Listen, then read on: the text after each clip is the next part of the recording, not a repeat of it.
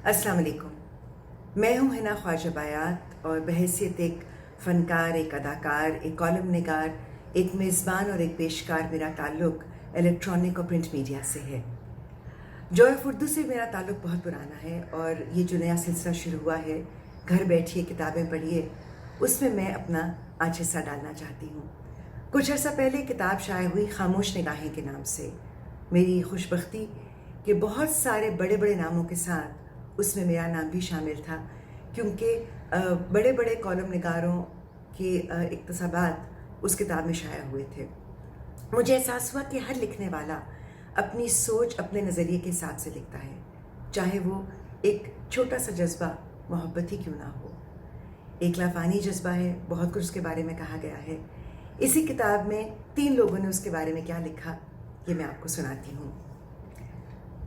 शफीकुर रहमान साहब लिखते हैं, फिल्में देखने के बाद जो बात हमें मालूम होती है वो ये कि जब मोहब्बत होनी होती है तो मिनटों में हो जाती है और एक हफ्ते में दोनों का हाल बुरा हो जाता है। अब इस मामले में हमें कोई ज़ाती तजुर्बा तो नहीं, लेकिन कम अज़ कम ये तो मालूम है और सुना है कि मोहब्बत, और वो भी असली मोहब्बत में तकरीबन 6 माह से 1 साल का अरसा लगता है।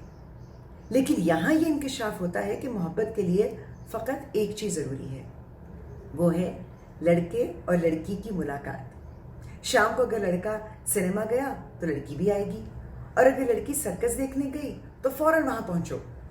रेल के डब्बे में बैठते ही उसे पता चलेगा कि इत्तेफाक से लड़की भी उसी डिब्बे में मौजूद है।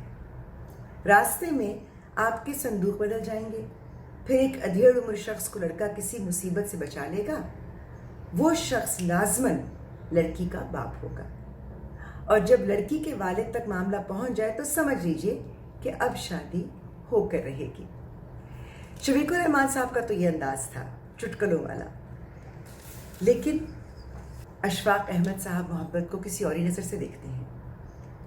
काहिरा के एयरपोर्ट पर जो इटालियन अपना ब्रीफ केस गोद में डालकर बैठा था, सियासियात का एक मुअम्मर प्रोफेसर था जो टोक्यो यूनिवर्सिटी में लेक्चर देने जा रहा था। उसकी उम्र रसीदा दिल पर उस शरीरे बदन की लड़की का बोझ था जो हाल ही में थीसिस उसकी निगरानी में मुकम्मल करके फारिग हुई थी, और जिसका मंगेतर उसे हर रोज़ यूनिवर्सिटी से लेने आता था, और वो स्कूटर पर उसके पीछे उसके शाने से गाल लगाकर बैठती थी। उन दोनों के रवाना होने से पहले प्रोफेसर हमेशा अपने कमरे की खिड़की पर पर्दा खींच दिया करता था। दरअसल मोहब्बत के लिए एक ख़ास फ़िज़ा, एक ख़ास इलाके, एक मखसूस इकोलॉजी की ज़रूरत होती है। उसके लिए 2 दिलों की याद, 2 दिलों के मिलने की एहतियाज नहीं होती, एक ख़ास पस मंज़र की ज़रूरत होती है। अशफाक साहब तो शायद चीज़ों को एक और नज़र से देखते थे, लेकिन मुझे भी लगा कि मोहब्बत एक ऐसा जज्बा है जिसके बारे में हम सोचते बहुत हैं लेकिन समझ नहीं पाते। हम इस मचलती हुई, तड़पती हुई कैफियत को, जिस्मानी तस्कीन की ख्वाहिश को मोहब्बत क्यों कहते हैं?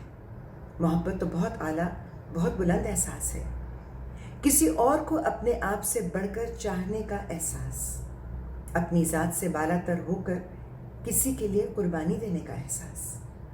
मोहब्बत सिर्फ जवानी की के जोश की मरहून मिन्नत नहीं, ये तो वो जज्बा है जो वक्त के साथ साथ और शिद्दत इख्तियार कर जाता है। चश्मे की तरह उबलता ज़रूर है, मगर फिर झील की गहराई में बदलकर एक ठहराव अपना लेता है। आगोश की गर्मी के बरक्स बाहों का हिस्सा ठंडी पनाहगाह का तहफ़्फ़ुज़ देता है। झुर्रियों ज़दा चेहरे में भी अजंता की मूर्तियों का हुस्न नजर आने लगता है। दुखते लरसते हुए हाथ जब चीनी घोलकर चाय की प्याली आगे बढ़ाते हैं तो प्यार से उठने वाली नज़र खुद ब खुद शुक्रिया कह देती है। अल्फाज ख़त्म भी हो जाएं तो दिल की धड़कन और सांस का लम्स उस मोहब्बत की मौजूदगी का एहसास दिलाता रहता है।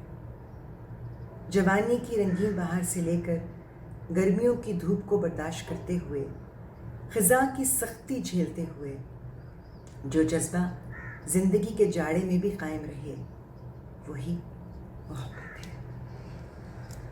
उम्मीद है आपको मोहब्बत के मुख्तलिफ ज़ाविये, मेरा भी नज़रिया पसंद आया होगा। آپ جوائے آف اردو میں شامل رہیے، کیونکہ انشاءاللہ میں بھی اس میں شامل ہوں گی۔